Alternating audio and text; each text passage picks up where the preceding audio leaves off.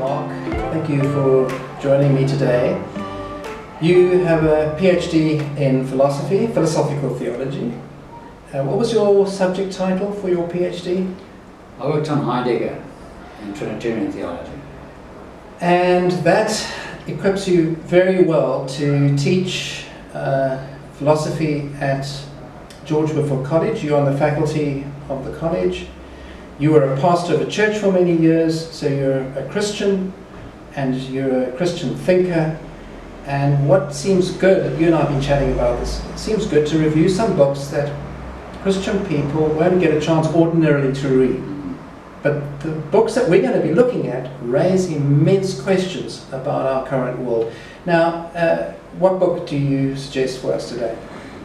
Well, I thought today we would start with the one book that seems to continue to have an enormous amount of impact on so much thinking today.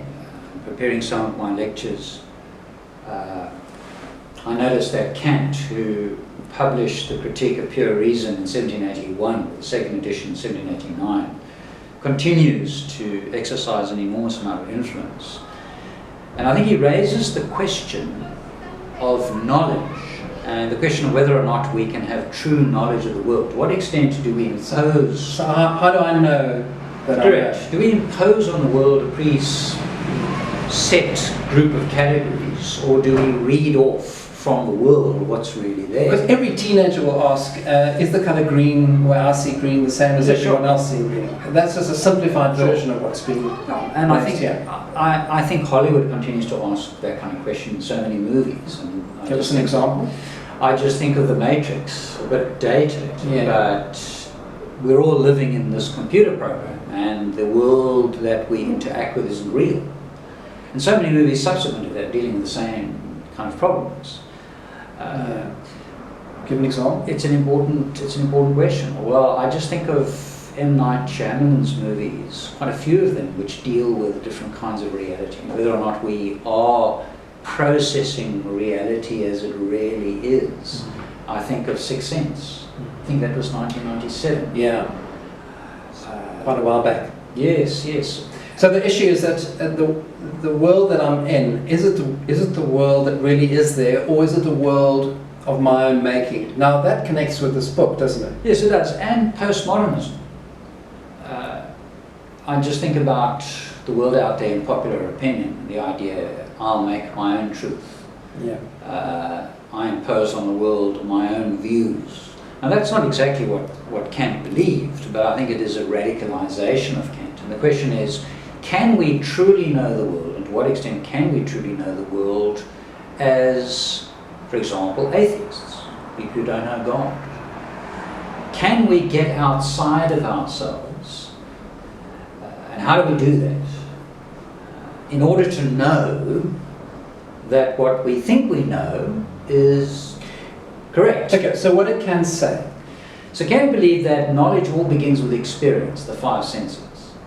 He rejected the notion of what we might call innate knowledge, in the sense that our knowledge is composed of all the data that comes in, whether through smell or taste or touch, and our mind then sifts through all of that data, puts it into a little pigeonhole so we can understand everything. So it's almost like I'm wearing glasses, I can't take them off. Correct. So I put on red-coloured glasses and I'm seeing the world that way. Yes. Now, Kant believed that what we landed up seeing, what our minds do to contribute to our knowledge, is accurate, because he believed in Newtonian science.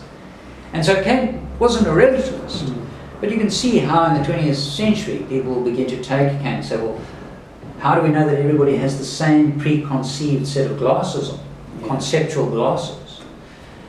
And as a result, we have relativism coming into the picture. Just say something about relativism.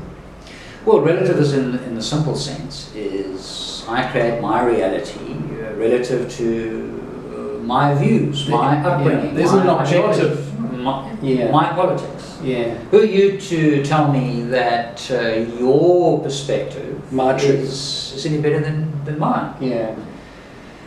And as Christians, are we satisfied with that? But that kind You're of saying thing- something quite amazing. You're saying that a lot of this, which people watching this would know immediately, is what's going on in the world. We see it on television, we see it in the movies, it's on podcasts, Sure. it's everywhere. It actually is traceable to Kant.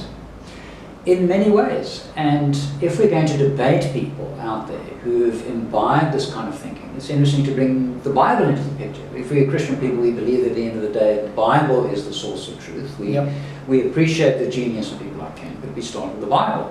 And sure, the Bible does suggest that on occasion, because of sin in Romans chapter 1, we can develop a prejudicial view of the world.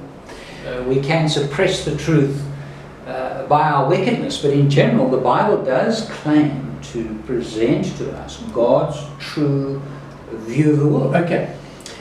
Given what Kant has said, can you give me a Bible verse that you feel would be helpful in this whole discussion? Well, there's so many, but very briefly, one that comes to mind is the verse from Hebrews chapter 11, if I remember correctly, where we are told that the only way that we can really understand fully the nature of the world is from a perspective of the Creator, who is outside of the world, who creates the world by the Word. And the Word, in a sense, brings a framework to help us to understand the world as it really is. Not to reject the mind or much of what Kant says, but perhaps just an opinion from Scripture which confirms for us that at the end of the day we need a divine theological perspective to help us to understand how the world works. Now we see that even in the Garden of Eden before sin comes into the world. Adam and Eve need a word from God to understand the framework within which to utilize their five senses. Mark, thank you very, very much. This has been very, very helpful. Thank you.